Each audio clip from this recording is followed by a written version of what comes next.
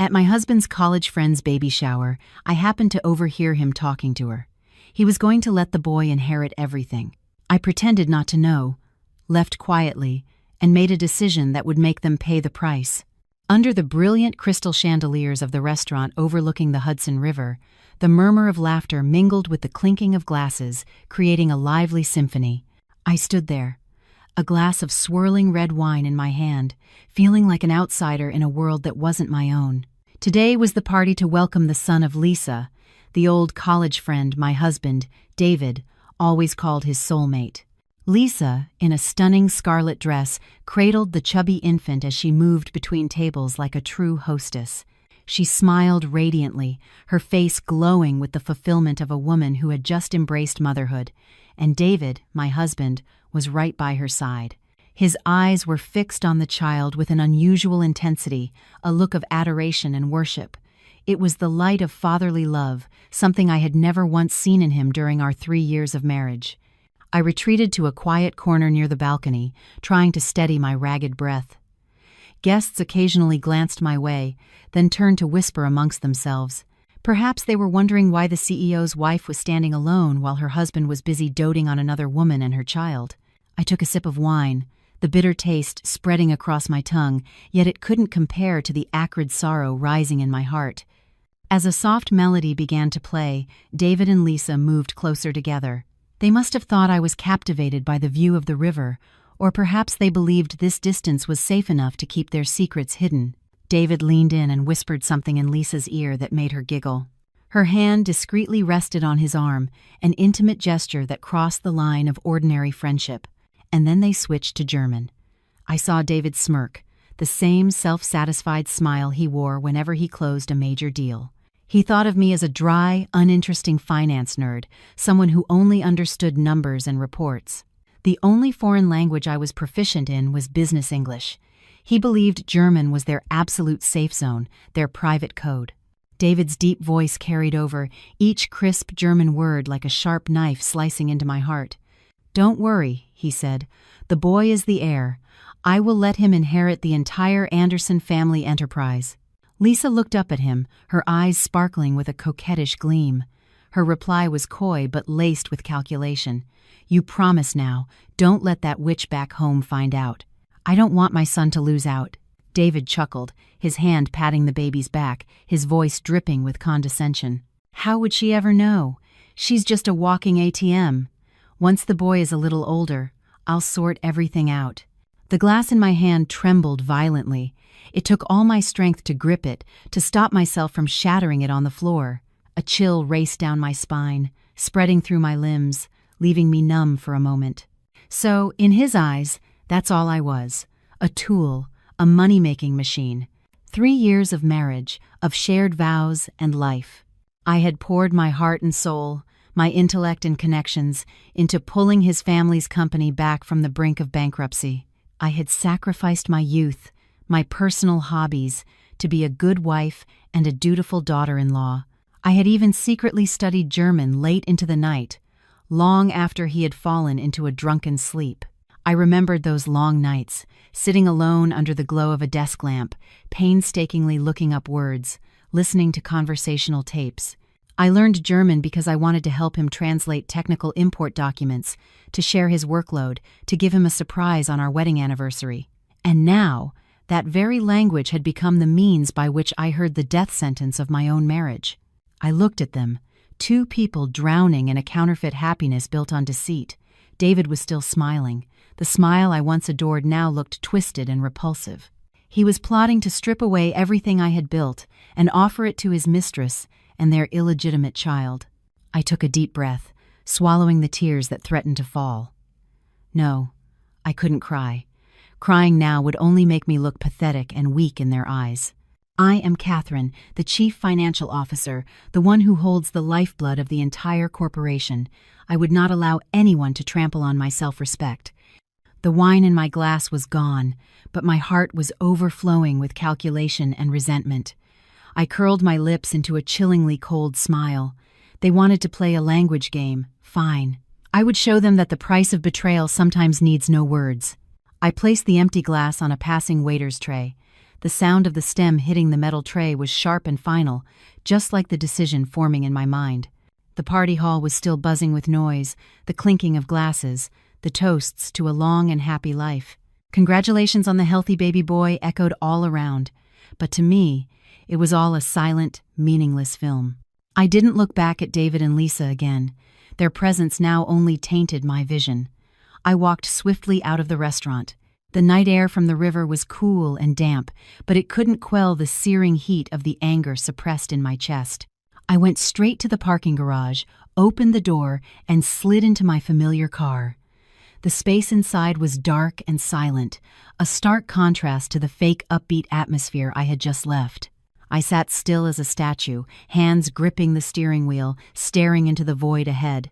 10 minutes passed, or maybe it was an eternity. I couldn't tell. I only knew that in those 10 minutes, my heart underwent surgery without anesthesia, enduring excruciating pain before turning numb. I took out my phone. The screen lit up, displaying a background photo of David and me from our trip to Napa Valley last year.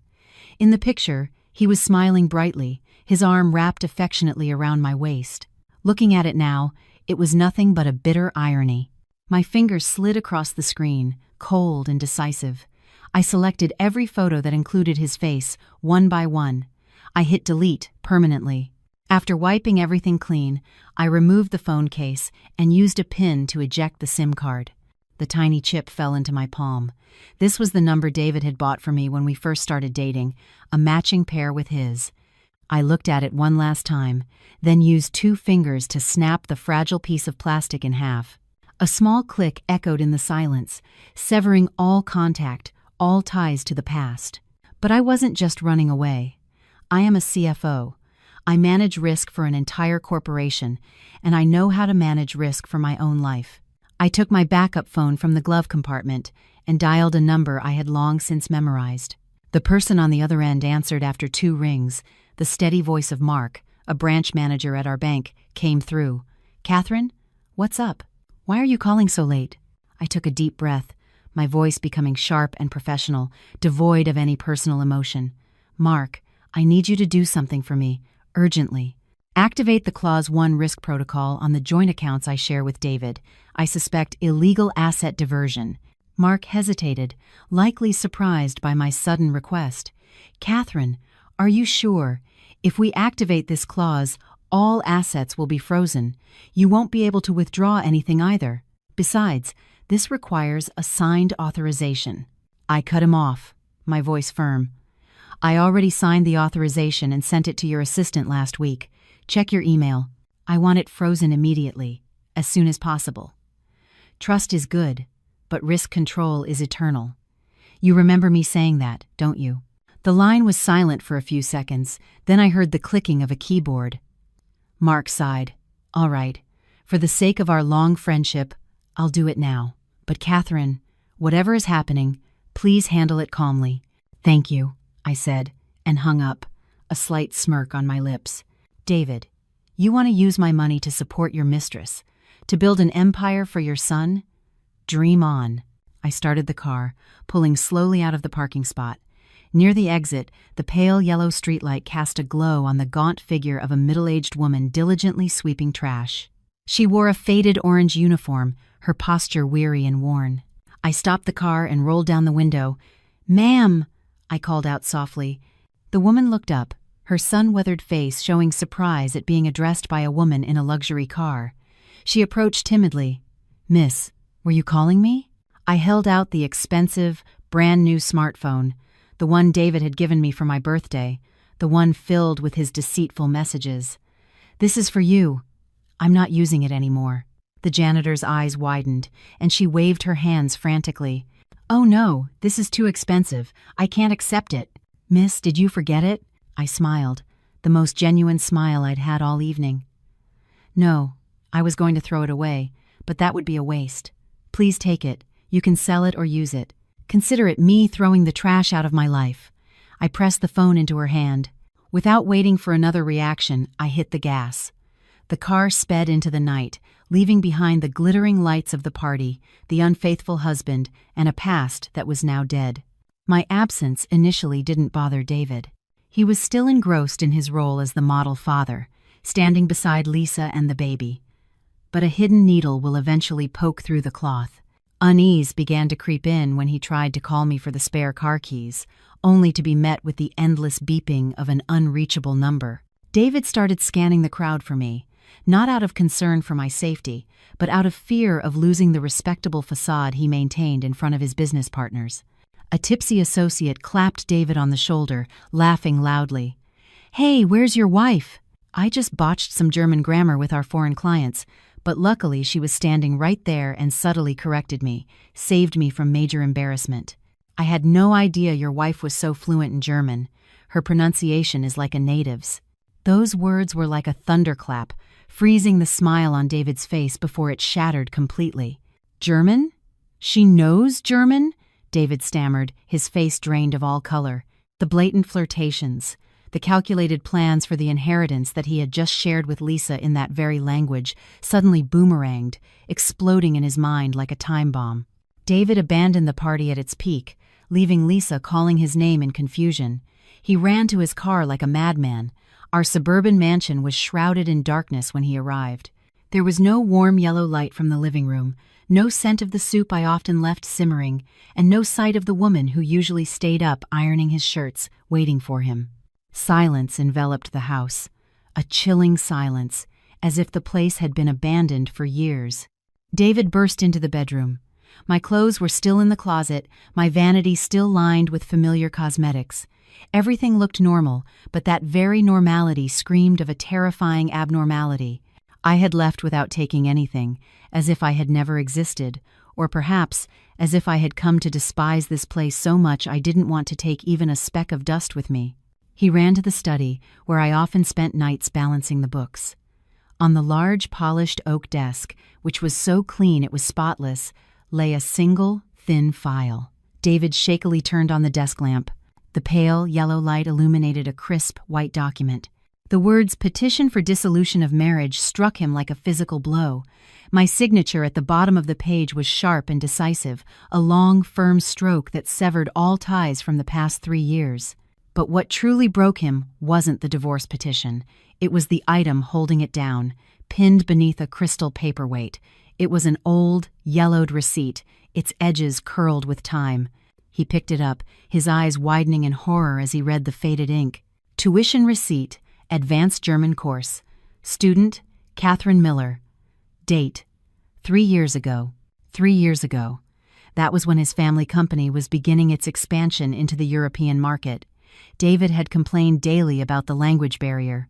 I had secretly enrolled in the course, swallowing difficult vocabulary and complex grammar on the nights he was fast asleep, all with the simple desire to share my husband's burden.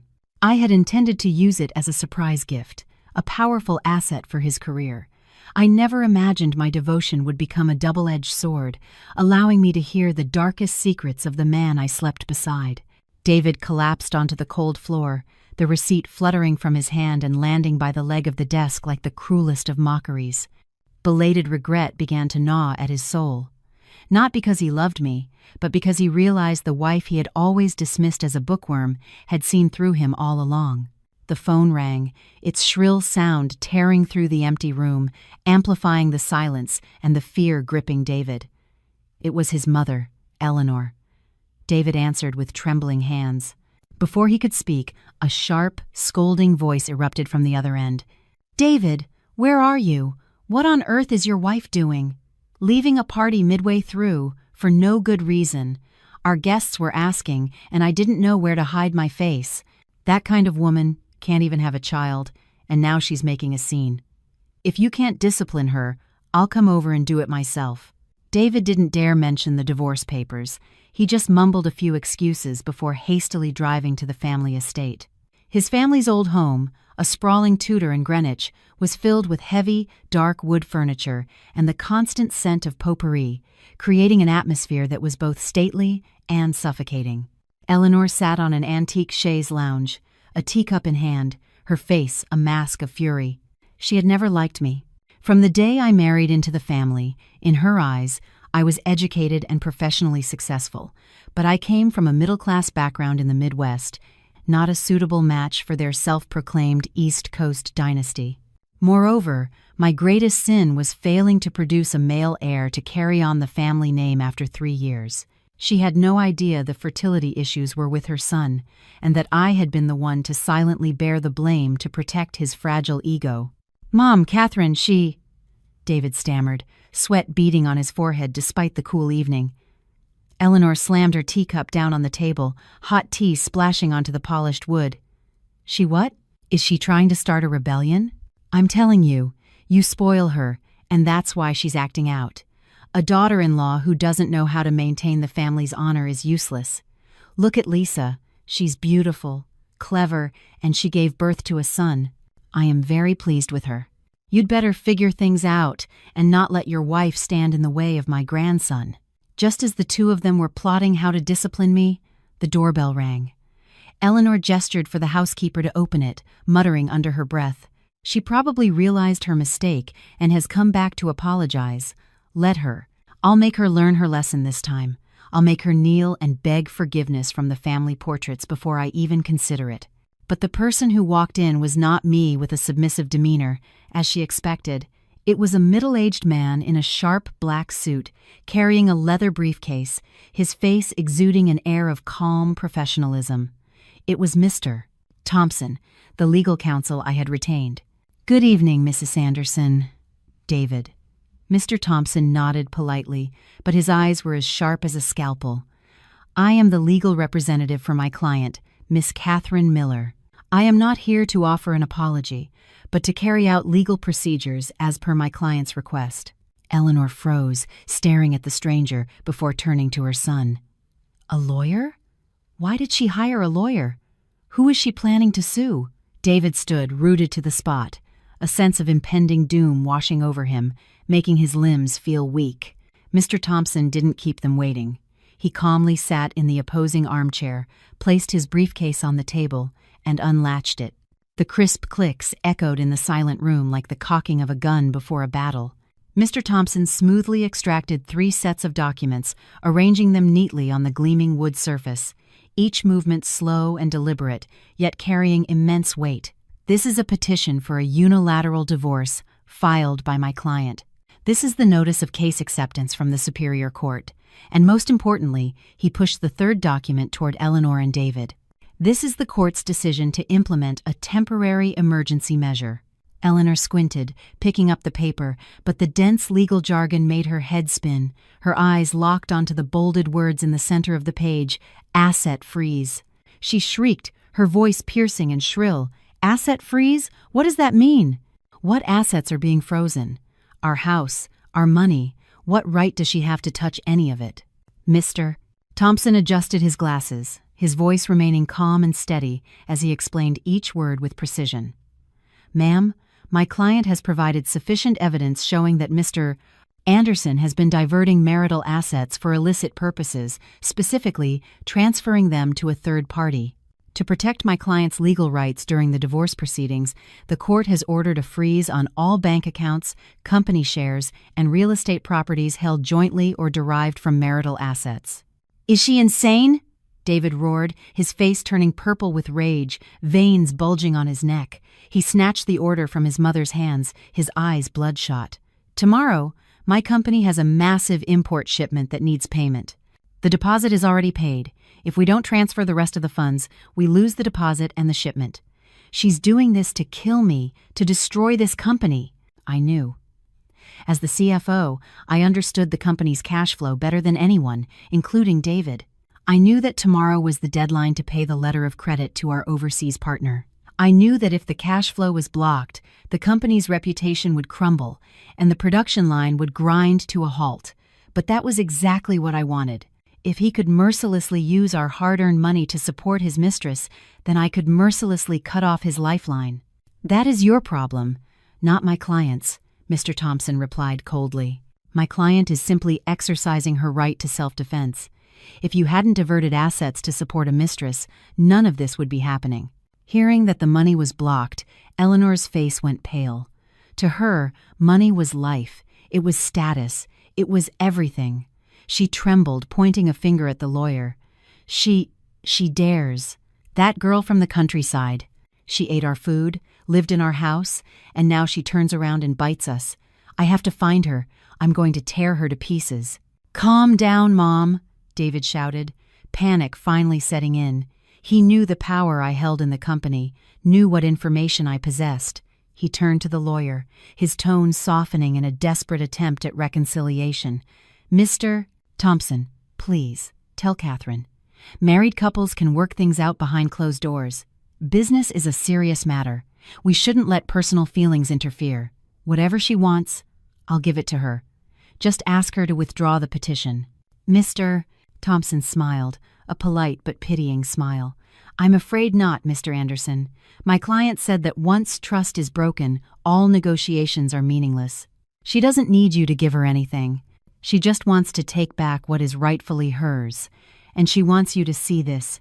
Mr. Thompson opened his briefcase again and pulled out another thick, black-bound file that looked like a ledger of death. He flipped through the pages, placing them in front of David and his mother. It wasn't dry legal text, but a meticulous spreadsheet detailing every number, every date, every wire transfer. "This is a list of Mr. Anderson's unusual expenditures over the last 3 years, compiled by my client from financial statements and bank records." Mr. Thompson began to read, his voice as steady as a machine.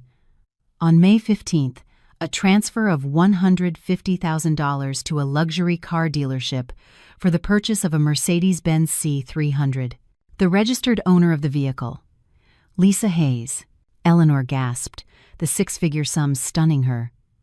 She was still driving her old, outdated sedan, yet her son was buying luxury cars for his mistress.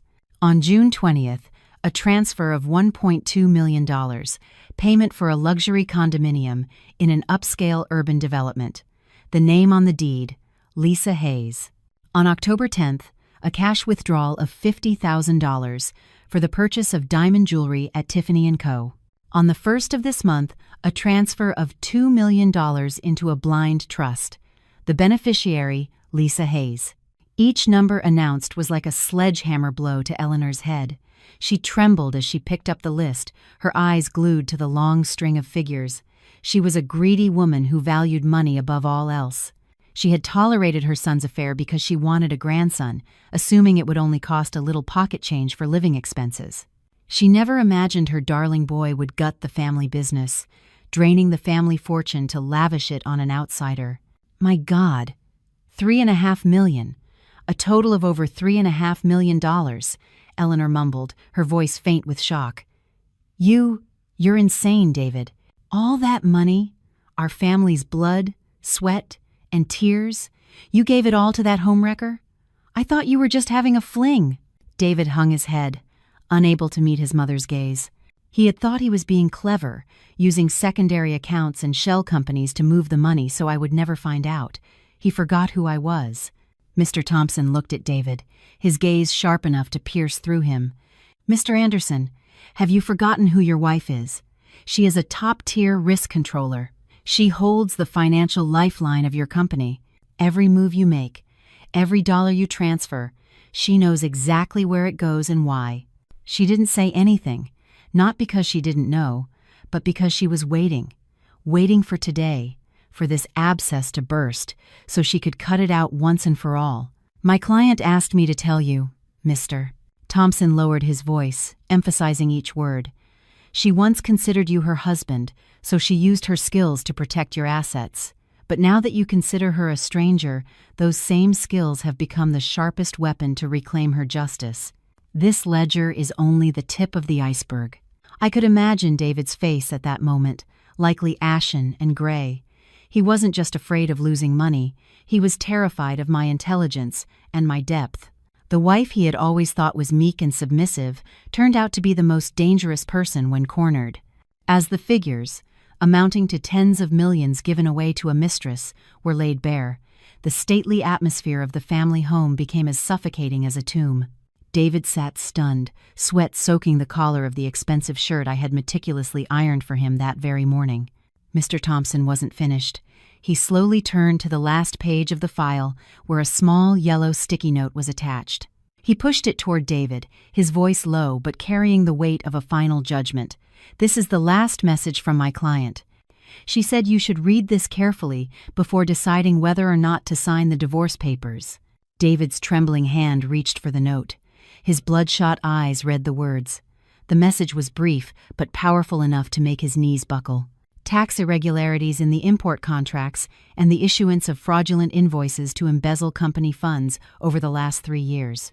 Out of respect for our marriage, I have temporarily withheld this from the official complaint. David dropped the note onto the dark wood table. The sound of paper hitting wood was unnervingly loud in the silent room. He slumped into his chair, his body going limp like a puppet with its strings cut. He realized I held not only his fortune, but also his reputation and his freedom. If that dark file reached the authorities, the price he would pay wasn't just bankruptcy, but years behind the cold walls of a federal prison. For the past 3 years as CFO, I had turned a blind eye to his questionable entertainment expenses, thinking it was just the cost of doing business. But I was prudent enough to save all the evidence, just in case the ship ever hit a storm. I never thought I would use it against my own husband, but when he ruthlessly pushed me off a cliff, I had no choice but to turn that evidence into my final shield. What's wrong with you, son?" Eleanor saw her son's deathly pale face and frantically questioned him. "What did she write in there that has you so scared? Is she threatening you? Let me call and curse her out." She reached for the landline, but David stopped her, his voice breaking like the whimper of a wounded animal. "Mom, don't call. If you call, I'll go to prison. She has me by the throat. She has all the company's black books, Mom." Hearing the word prison, Eleanor felt as if her spine had been ripped out. She swayed, grabbing at the empty air before collapsing onto the chaise lounge. A stroke-like episode seized her, her face flushing a dangerous red as she gasped for breath. For her entire life, she had schemed and saved, always boasting about her brilliant CEO son. Now, the news that he could face prison, all because of a foolish affair, was too much to bear. David panicked, screaming for the housekeeper. The sound of running footsteps, shouts for an ambulance, and general chaos erupted, disturbing the quiet neighborhood street. Mr. Thompson calmly packed his files back into his briefcase. He stood, adjusted his suit jacket, and spoke one last sentence before leaving. "I will await your answer tomorrow morning. I hope you make a wise decision to preserve what little dignity you have left." The next morning, the headquarters of the Anderson Corporation was in unprecedented chaos. By 7 a.m., the lobby was packed, not with clients, but with representatives from suppliers and anxious minority shareholders, all clamoring to see the CEO.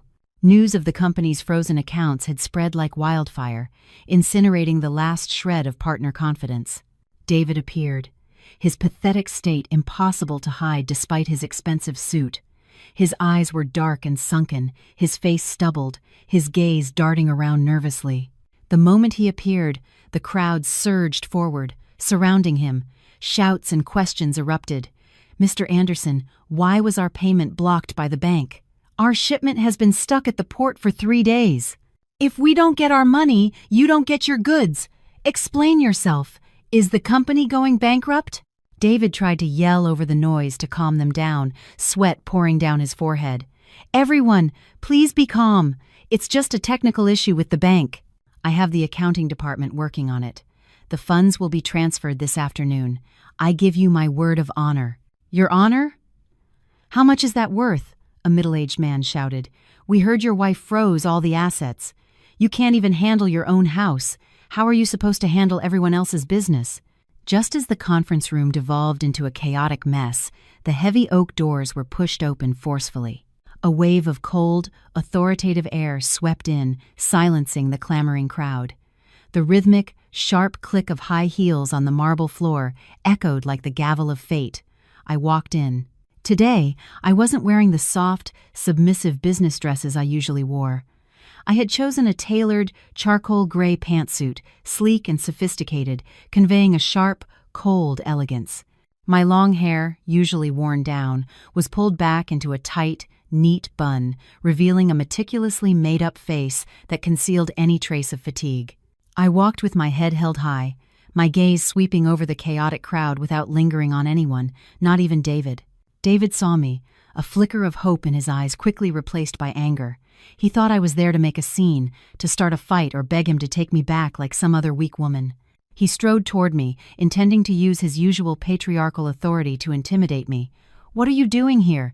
This is a place of business, not your kitchen. Security! Escort this person out!" But no security guard dared to move. They stood pressed against the wall, bowing their heads in respect. "Good morning, Miss Miller." Everyone in this company knew David was the figurehead, but for the past 3 years, I was the one truly at the helm. I looked at David, my expression calm to the point of indifference. "No need for security, I know my way. And Mr. Anderson, I am not here as your wife. I am here as the Chief Financial Officer."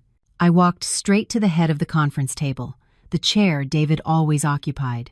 I placed my leather briefcase on the table, the metallic click of the latch echoing in the now silent room. I turned to face David, a faint, challenging smile on my lips. "I am here to resign. And also, to give the shareholders a meaningful farewell gift." I motioned to my secretary, a woman who had always been loyal to me, to distribute the documents to every member of the board. It wasn't a tear-stained resignation letter filled with personal grievances, nor was it the bitter reproaches of a betrayed wife. It was a thick, professionally bound report, the title in bold on the cover, "A Risk Assessment of Executive Ethics and Governance."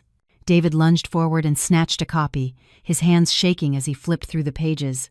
Inside, I hadn't used a single emotional word. I used the language of numbers, charts, and the cold, hard risk analysis models of a professional CFO. I detailed how the CEO's use of company working capital for personal expenses, a car, a condo, a trust fund for his mistress, had directly impacted the company's liquidity ratios. "Ladies and gentlemen," I began, my voice clear and strong in the quiet room. On page 5, the cash flow chart shows that in the last 6 months, 15% of our working capital was withdrawn under the guise of client entertainment and public relations expenses. In reality, that money flowed into personal accounts unrelated to business operations. This has led to our inability to meet short-term debt obligations, pushing the company to the brink of technical insolvency. The older shareholders, men who had been my father-in-law's partners, put on their reading glasses, their faces turning gray as they read. They had entrusted their money to David, believing in his family's respectable reputation.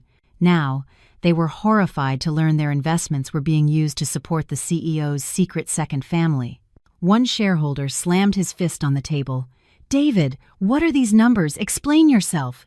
"That $1.2 million condo, was that for a satellite office or for your mistress?" David was speechless, sweat dripping down his collar. He stammered an excuse. "Uncles, gentlemen, let me explain. This was a long-term investment. Catherine, she's holding a personal grudge, so she—" "Numbers don't lie, and they don't hold grudges." I cut him off, my voice like ice. On page 12, I've attached a media risk analysis. A CEO embroiled in an ethics scandal, abandoning his wife for a mistress, will cause an estimated 40% drop in our brand value within the next 24 hours. If this information leaks, investors and partners will never fund a company led by someone with no moral integrity. I looked around the room, meeting the eyes of each person. I saw fear, anger, and profound disappointment. I had once done everything to protect David's position, to cover up his mistakes so he could maintain his image.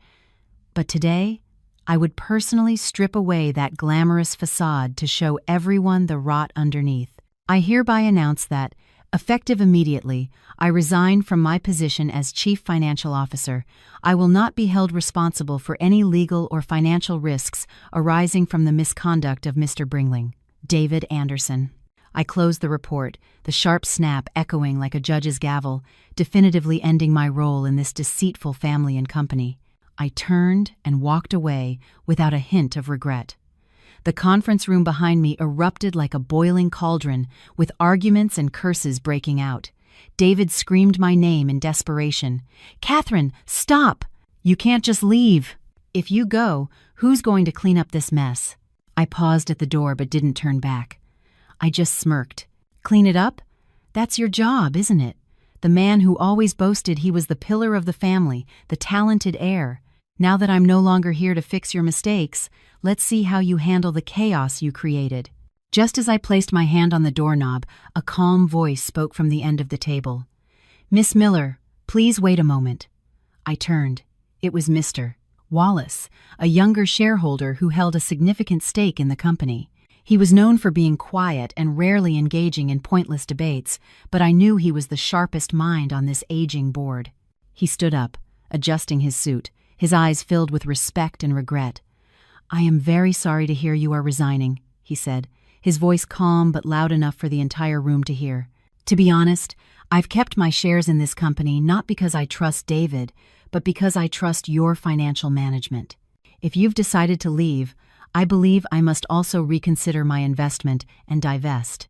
Mr. Wallace's words were like a bucket of ice water thrown in David's face. David stood there, mouth agape, in disbelief. He had always thought the shareholders respected his father's legacy, his own status as the heir. He never imagined his own value in their eyes was so low, and that the wife he despised was the very anchor holding their trust. Mr. Wallace approached me and offered his business card. "My company is always looking for someone with your vision and courage. Whenever you're ready to re-enter the market, my door is always open. You are a rare talent. Don't let those who don't appreciate you diminish your worth." I accepted the card, smiling softly. "Thank you, Mr. Wallace. I will think about it." I walked out of the conference room. The sound of my heels on the quiet hallway floor was liberating. Behind the closed door, I could hear David's roars and the sound of things being thrown and shattered. He was losing his mind, but that had nothing to do with me anymore. I stepped into the elevator and watched the floor numbers descend. As I walked out of the building, my phone buzzed incessantly. A flood of notifications from financial news outlets popped up on my screen. Anderson Corp CEO suspected of embezzling funds for secret child. Anderson Corp stock plummets amidst divorce rumors. Chairman suspended by board of directors. Like a wounded animal, David raged within the 4 smoke-filled walls of his office. He knew the CEO chair beneath him was shaking more violently than ever. One more gust of wind and it would topple.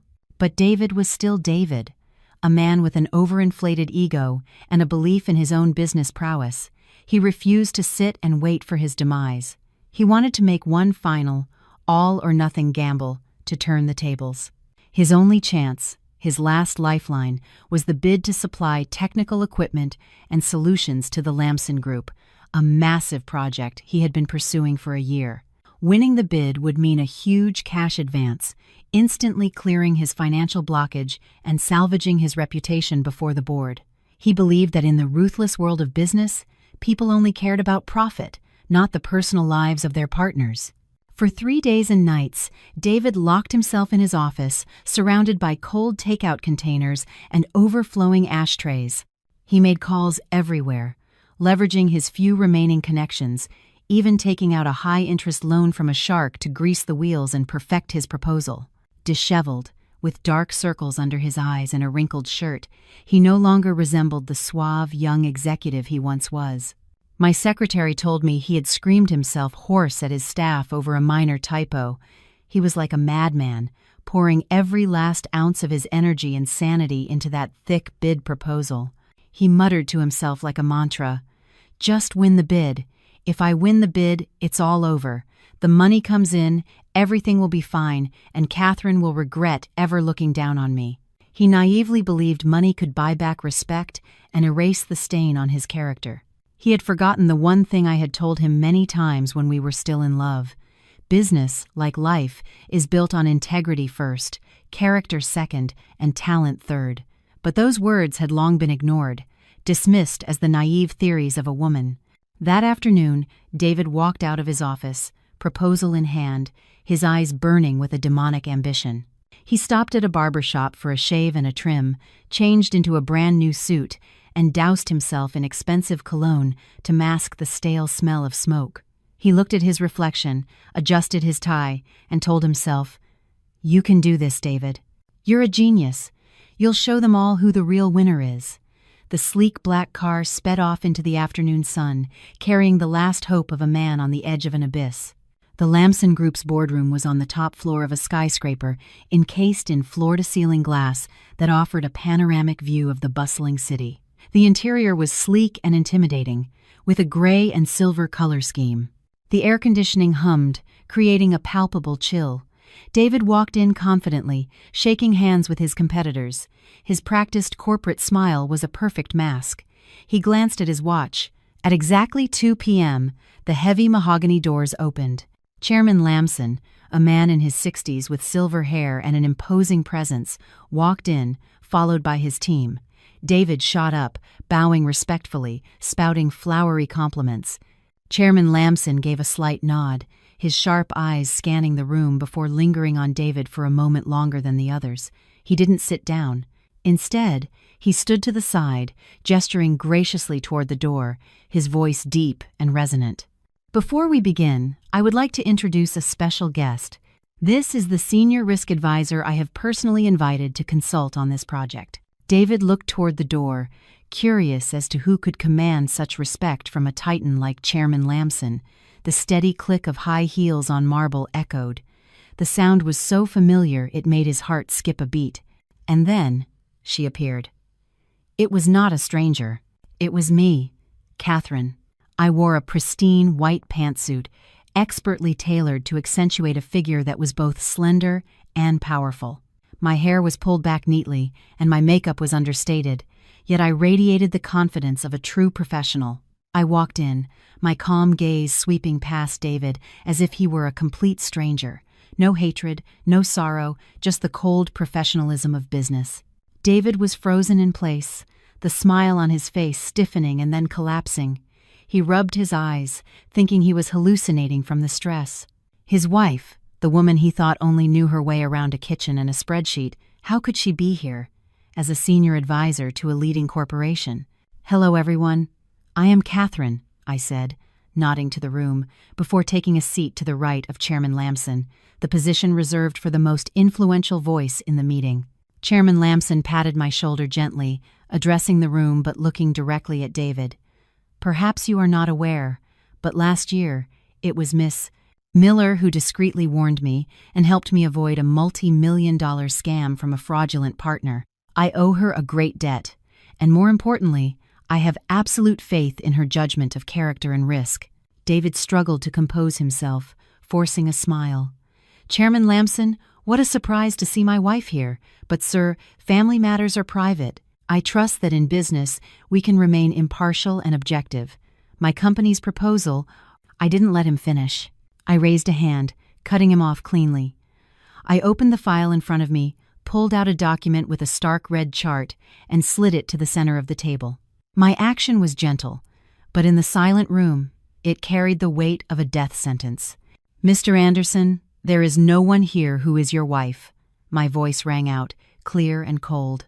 "I am sitting here as an independent risk advisor, and the first principle of risk management is that numbers do not lie."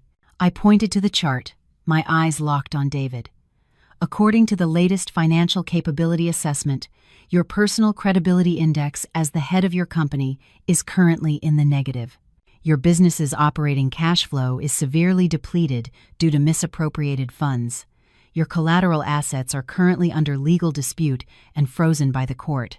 With such a high-risk profile, awarding this project to your company would not be an investment.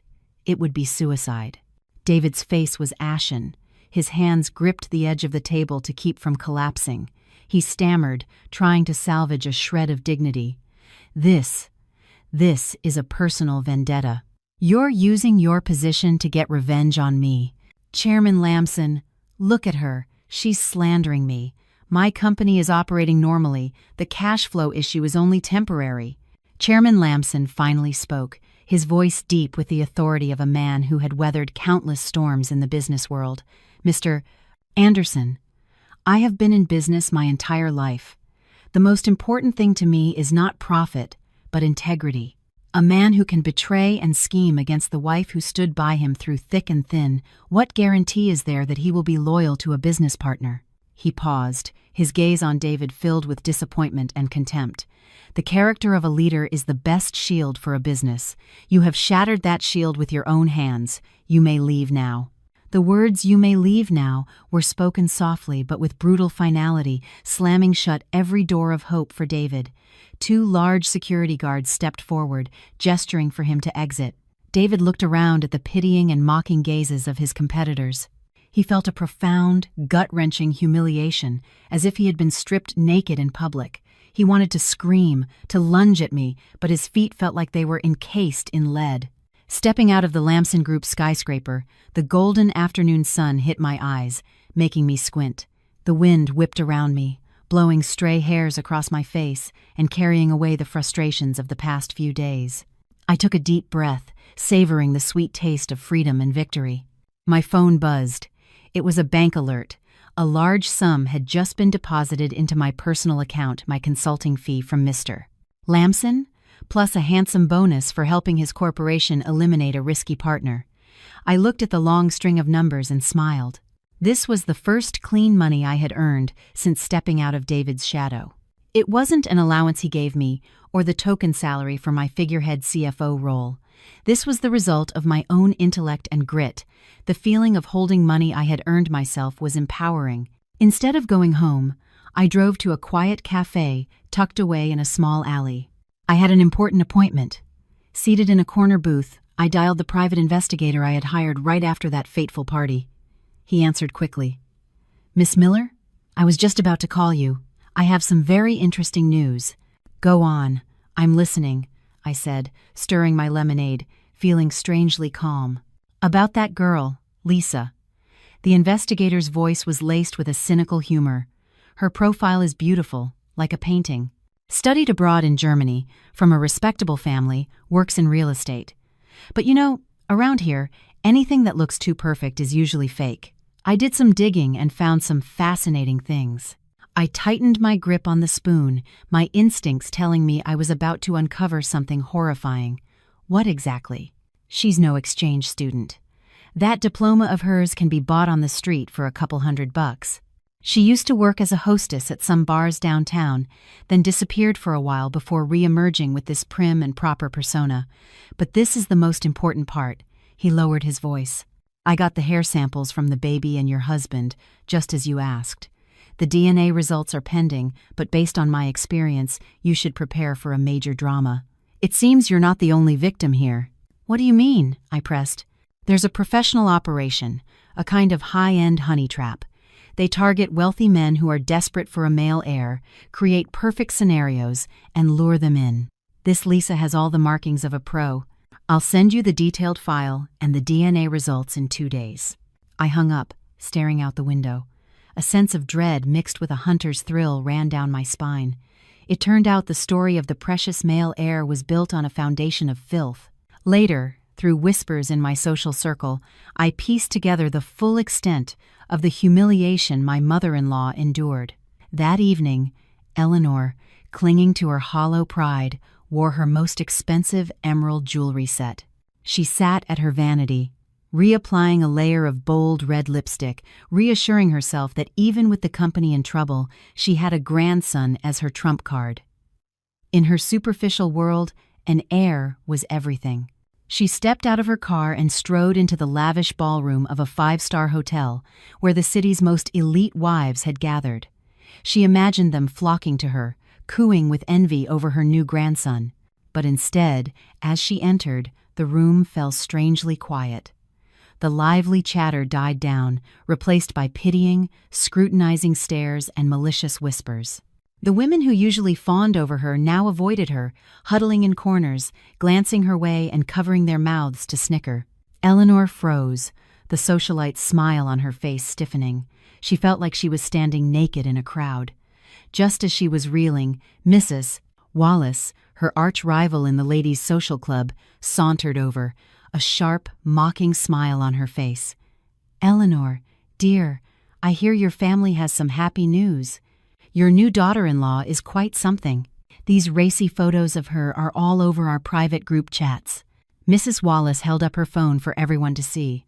On the screen was a picture of Lisa in a skimpy, see-through negligee, posing suggestively next to David in what looked like a hospital room. The photo was cheap and vulgar, reeking of her true profession, nothing like the classy socialite Eleanor had been boasting about. The room erupted in gossip. My goodness, and Eleanor called her well-bred? She looks like a common streetwalker. The comment was the final blow. Eleanor saw red. She lunged for the phone, screaming, "You shut up! You're lying. You're just jealous my family has an heir." But Mrs. Wallace sidestepped, causing Eleanor to stumble. "Jealous? Look at yourself. Eleanor, I'd rather have no grandchildren than bring that kind of trash into my family. You were so desperate you couldn't see the truth." Unable to bear the humiliation, Eleanor fled the party like a madwoman. But instead of going home to confront her son, she directed her blind rage at me. In her warped mind, I was the cause of all her problems. She stormed into the lobby of the office building, where I had just leased a space for my new consulting firm, shouting my name. "Catherine, you snake! You backstabber! Come out here!" I was reviewing a file when I heard the commotion. I calmly closed it, smoothed my suit, and walked out. Before me stood my once elegant mother-in-law, now looking like a shrewish fishwife, her hair askew, her makeup smeared. The moment she saw me, she lunged, pointing a jeweled finger in my face. "You did this! You ruined my son's deal, and now you're spreading these photos to ruin our family's name. You want to destroy us, don't you? I raised a viper in my own home." My staff looked on, alarmed. I held up a hand to stop them from intervening. I faced her, my back straight, my gaze unwavering. Seeing my silence, she grew bolder, laughing mockingly. "You're just jealous, aren't you? You're barren, so you're jealous that Lisa could give David a son. A fruitless tree like you deserves to be abandoned by her husband."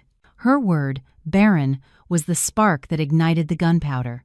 For 3 years, I had silently endured the whispers and drank countless foul-tasting herbal remedies to protect her son's fragile masculinity. But now, she dared to use my pain to humiliate me in front of my employees. I was done being silent. I stepped forward, my face inches from hers. "Who did you say is barren? Open your eyes and see who is truly at fault in your precious family." I walked to my desk, retrieved an old, laminated medical report, and threw it on the table in front of her.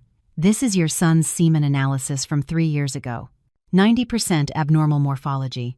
The chance of natural conception is almost 0. The doctor's conclusion is right there. Can you read, or are you willfully blind to the truth?" Eleanor froze, her hand trembling as she picked up the report. She may not have understood the medical terms, but she read the doctor's conclusion loud and clear. Her face went from red to white. "No, it can't be. David is so healthy." "Healthy?" I scoffed. "You and your son begged me to keep this a secret. You forced me to drink those bitter medicines in his place, forced me to pray at every church, all to cover up his impotence.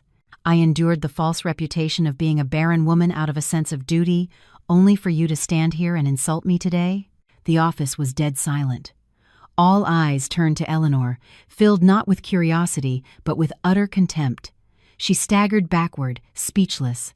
The raw truth not only vindicated me, but also shattered her delusional belief in her family's superior bloodline. Her mouth opened, but no sound came out. Her face turned ashen, her eyes went vacant. Looking at her, I felt no pity. I remembered the years of her abuse, her cruel words. "You reap what you sow," I said, my voice cold. "For the sake of your hollow pride, you ruined another woman's life. This is your karma." She collapsed, and I turned to the security guards. "Please escort this person out. This is a place of business, not a public stage for drama. If she causes any more trouble, call the police." The guards lifted her like a sack of garbage and dragged her out. The image of the proud matriarch being thrown out like a beggar was a fitting end to her tyranny. 3 days later, the express envelope I was waiting for arrived. I opened it calmly. It was the private investigator's full report. My eyes scanned past the dense text and charts, landing on the final page where a bright red stamp from the lab and a bolded conclusion confirmed my suspicions. No paternity match. I laughed out loud. So it was true. My intuition as a woman and my calculations as a risk manager were never wrong.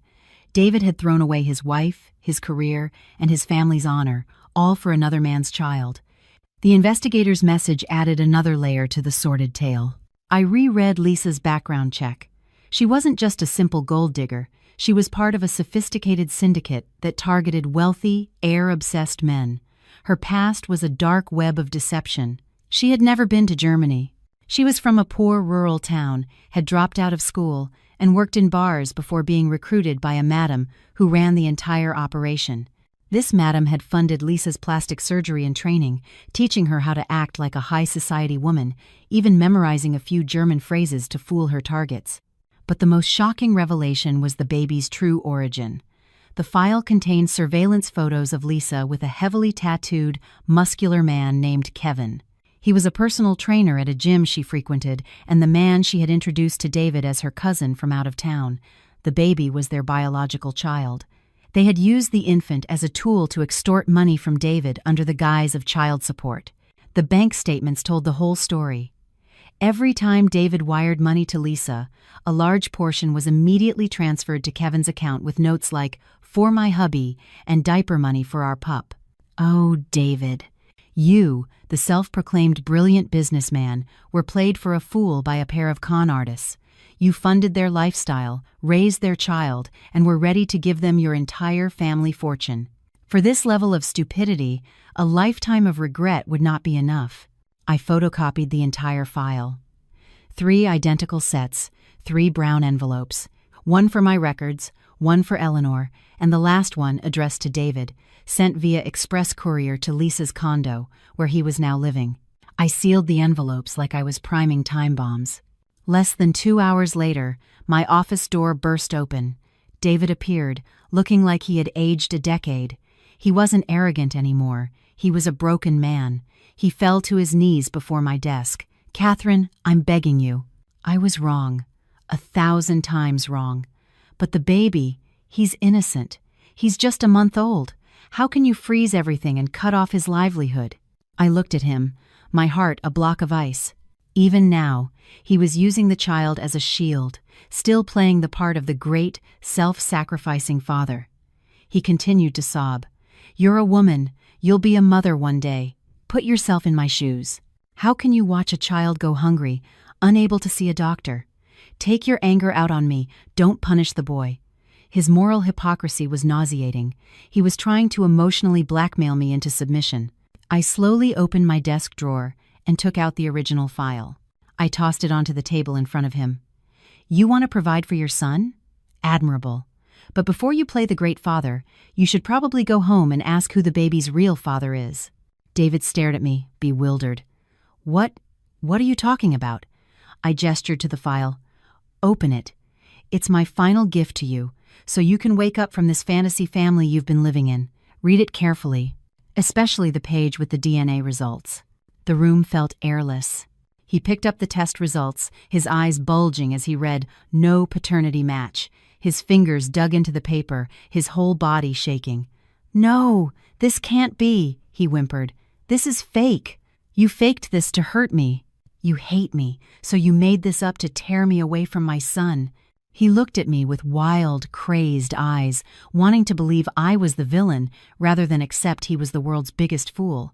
I didn't give him an escape. "Keep reading," I said, my voice soft but brutal. "Read the next few pages, then tell me who's making things up." He shakily turned the page to the bank statements. The numbers danced before his eyes, a painful, undeniable truth. Every transfer he made to Lisa was almost immediately funneled to Kevin. The final photo in the file was the cruelest blow. A picture of Lisa and the tattooed trainer, Kevin, in a loving embrace, holding the very baby David had called his heir. "Ah!" David let out a guttural, inhuman scream. He crumpled the file in his hands and threw it to the floor. His world had completely imploded. His male ego, his business pride, his family legacy, all turned to ash. He hadn't been a powerful man supporting a mistress. He had been a cash cow, milked dry by con artists. He had betrayed the wife who built his empire with him, all to raise another man's child and finance another man's family. "Those bastards! I'll kill them! I'll kill them all!" he roared, tears and snot streaming down his contorted face.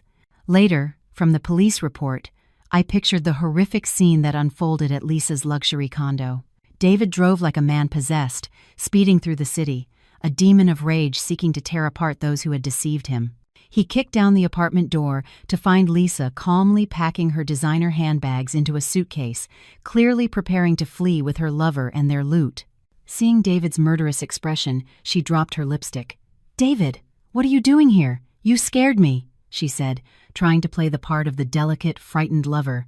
But he didn't say a word. He grabbed her by the hair, dragged her into the living room, and slapped her so hard she fell onto the expensive Italian leather sofa, blood trickling from her mouth. "You lying bitch! You passed off another man's kid as mine!" he screamed, throwing the file in her face. Lisa saw the photos, the DNA report, and knew the charade was over. Her fear vanished, replaced by the brazen, venomous face of a street-hardened con artist. She wiped the blood from her lip and stood up. "Yeah," I lied. "So what?" she sneered, her voice shrill. "Look at yourself. You're stupid and impotent, a mama's boy. If it wasn't for your money, I wouldn't have given you the time of day. I used your money to raise my child and support my real man. That's the price you pay for your foolishness." David was speechless. He lunged at her, and they fought like wild animals, tearing at each other amidst the wreckage of the luxurious living room. Just then, the door, already broken, swung open again. It was Eleanor. She had also received my package and had rushed over, hoping it was all a lie. But the scene before her, her bloodied son wrestling on the floor with her precious daughter-in-law, hearing Lisa admit the grandson she cherished was a fraud, shattered her last hope. "Stop it! My God, what has this family done to deserve this?" Eleanor shrieked, dropping her handbag. The fighting stopped. Lisa, disheveled and defiant, looked at Eleanor. "Oh, you're here too? Take a good look at your grandson. You're just as stupid as your son. So desperate for an heir you raised another man's bastard. You all deserve this." The words were the final hammer blow to Eleanor's fragile mind. She swayed, her hands clutching her head.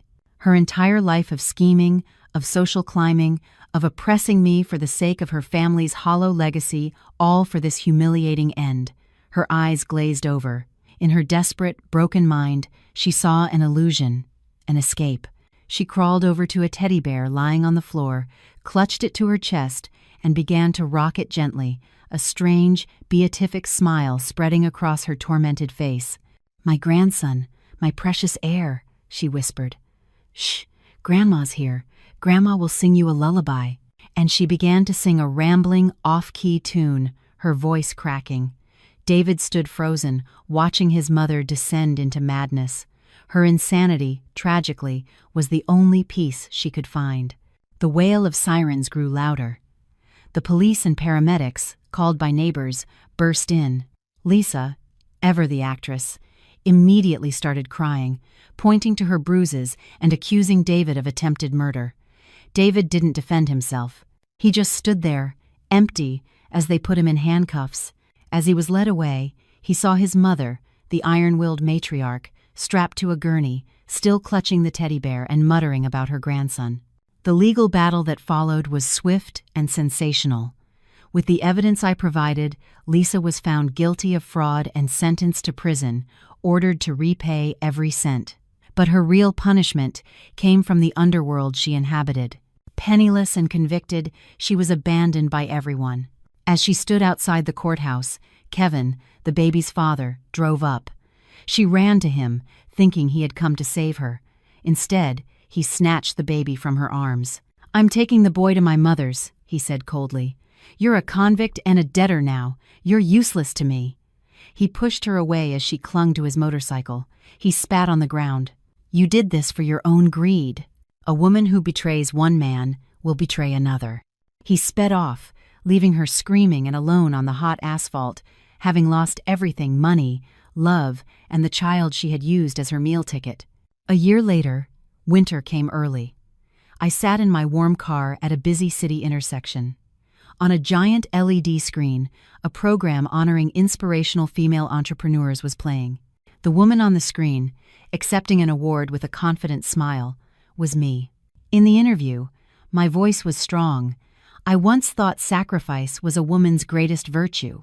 But life taught me that a woman must first be herself, never become someone else's shadow, because when the lights go out, the shadow disappears. Learn to be your own light. On the cold sidewalk below the screen, a gaunt, shivering woman looked up. Her face was hidden, but I recognized the pathetic figure. It was Lisa. She watched my image, her sunken eyes welling with tears. The contrast was stark, one on the pinnacle of success, the other at the bottom of society. She buried her face in her knees and wept. The light turned green, and I drove on, feeling neither triumph nor pity. Another year passed. I sat in the business class lounge at JFK, waiting for a flight. Today, I was finally taking a trip I had dreamed of in my youth, to Iceland to see the northern lights. I remembered David scoffing at the idea years ago. Now, I was going alone. The solitude was sweet, the taste of absolute freedom. My past was a closed book. Eleanor was in a psychiatric hospital, David was in prison, and Lisa had vanished. They were dark chapters I had torn out to write a new, brighter story. As the plane took off, I closed my eyes and pictured the vibrant auroras dancing in the Icelandic sky. The journey ahead was mine alone, but I wasn't afraid. I had found the most reliable companion of all, myself. Life is short. Don't wait for someone else to bring you happiness. Go live, love, and shine brightly, because after the storm, there isn't just sunshine. For those brave enough to look up, there can also be a magnificent aurora. I smiled and drifted into a peaceful sleep, feeling as light as a feather, flying toward the sun.